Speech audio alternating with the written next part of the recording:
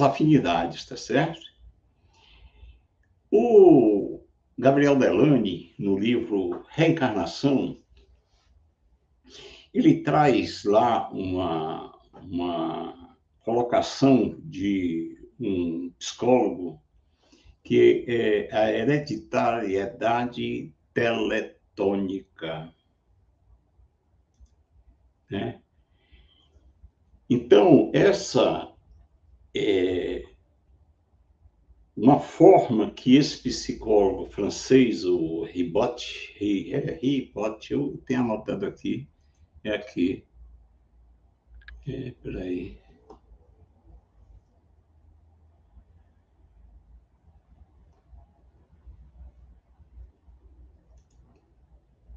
Então, no livro, A Criança Prodígio, tem uma colocação no livro Evolução Anímica, que ele fala sobre lá o título, né? Quer dizer, um subtítulo, aliás, de Crianças Prodígio,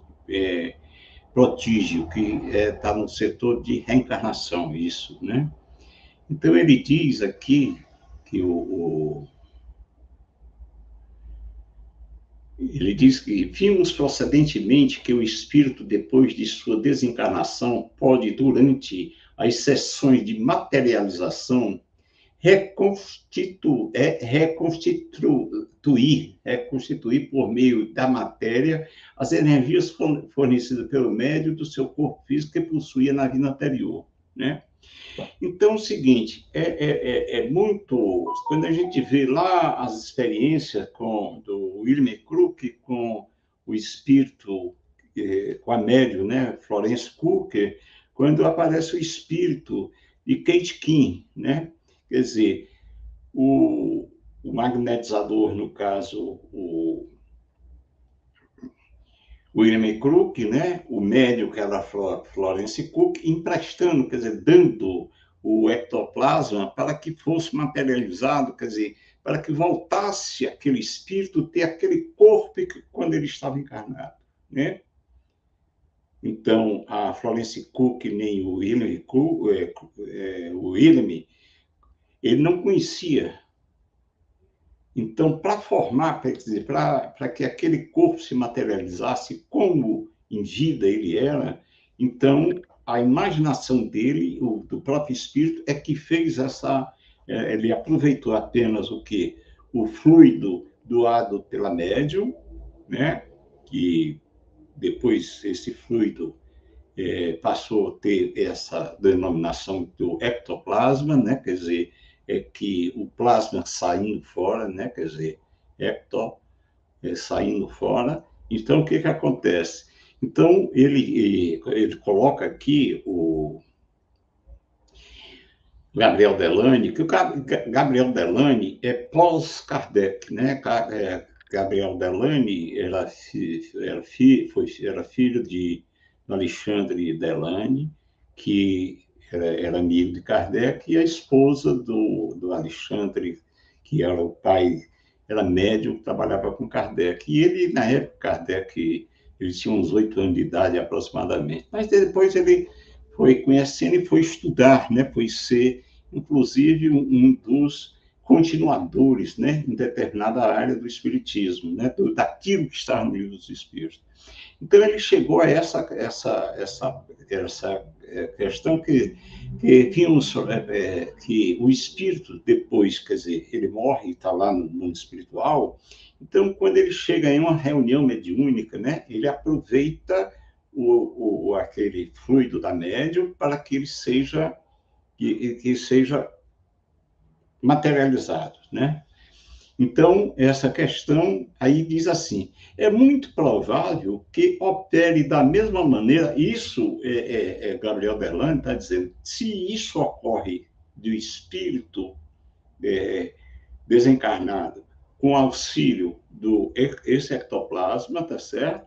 O que ele vai fazer? Ele refaz o seu corpo como ele era naquele momento. Então, ele diz, é muito provável que opere da mesma maneira, vindo encarnar-se na Terra mas então, sem nenhuma influência estranha, agisse sobre ele, deveria renascer com um tipo físico semelhante ao que possuía anteriormente.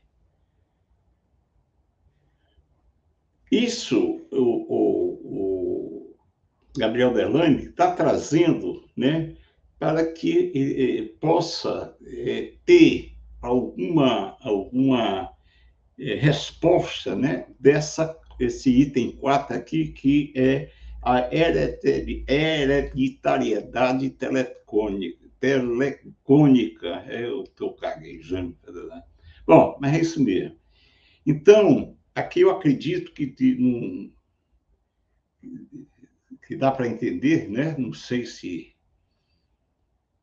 que dá essa questão que ele, sim, aí ele continua aqui, esse Ribot, né, que ele era um psicólogo, né, que inclusive ele é de 1839, nascido em 1839, era um psicólogo francês, que ele, no seu trabalho de psicologia experimental, ele classificou, né, diferentes formas de hereditariedade, né? Ele começou com essa primeira, que é a hereditariedade direta, né? Que consiste na transmissão às crianças qualidades paternas e maternas. Quer dizer, tanto a parte física, né, as aparências físicas, como também pode ter a parte moral, né? Aí diz, dá duas opções: ou a criança herda igualmente do pai e da mãe, tanto no físico como no moral, caso muito raro, no sentido absoluto, porque seria o ideal, a lei realizada, né? Isso é do estudo que ele fez, né? Ele apresentou até em um congresso, né, na época, que trazendo isso, e bom, isso seria o ideal, né? Essa tese, né? Quer dizer, esse estudo, né? Ou a criança saindo ao mesmo tempo ao pai e à mãe, assemelha-se a um deles. Quer dizer, ou parece ter uma parte, os olhos são parecidos com o pai, ou não, a boca é da mãe e tal, tem sempre há uma misturada, né? Mas ele pode ser a cara do pai ou a cara da mãe, né? Isso é essa direta, né? Que a gente realmente nós passamos a observar mais essa, né? Tem também a hereditariedade de retorno, ou ativismo, né? Coisas já passadas. Consiste na reprodução entre os descendentes as qualidades físicas dos seus antepassados. Ela é frequente, né? Quer dizer, o neto parecer com o avô ou com o bisavô, né? Então, ele vai tendo as características, né? Então, se você pegar isso, fazer uma árvore, né? Ele, o pai e mãe, tem pai e mãe aqui, o outro tem pai e mãe, e vai trazendo, e assim, tem não sei quantos bisavôs, quatro bisavós, né? Então, ele pode trazer determinadas situações, quer dizer, aparências físicas ou a parte moral dessa questão dos seus antepassados, tá certo? E tem também a hereditariedade colateral ou indireta, né? Que é parecer com um parente próximo, né? Quer dizer, com a tia, com o tio, né? Que ele chama isso aí pela linha indireta, né? De sobrinho, né? Isso tem também se vê muito, pelo menos as aparências físicas. E a aparência também, quer dizer, a parte moral o seu comportamento, às vezes, se assemelha muito, apesar daquela pessoa não estar, não ter, às vezes, nem conhecido o seu antepassado, quer dizer, aquela pessoa, seu parente, né? Mas quando o intermediário, ele tem está a forma direitinho do papai, da mamãe, que era dessa forma, né? Quer dizer, e completamente diferente do que ali estão, né? E a outra é essa telecônica, né? Quer dizer, essa hereditariedade que é rara, que ele diz, né? Sob o ponto de vista fisiológico, e de não haver, talvez, no moral, um exemplo, né? Consiste na reprodução nas crianças nascidas de um segundo casamento de algumas qualidades próprias do primeiro cônjuge, né?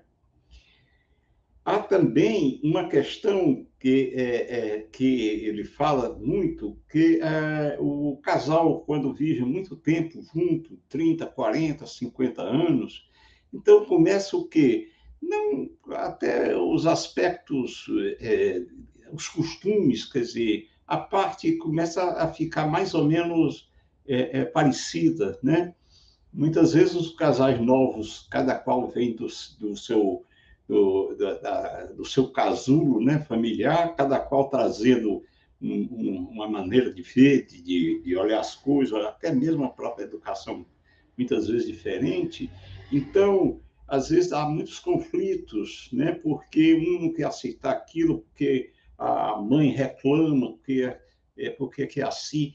E depois, com a convivência, um vai aprendendo com o outro, vai se adequando ao outro, né? E fico parecido em determinados pensamentos e tal, e há quem diga que às vezes fico até aparência parecida um com o outro, né?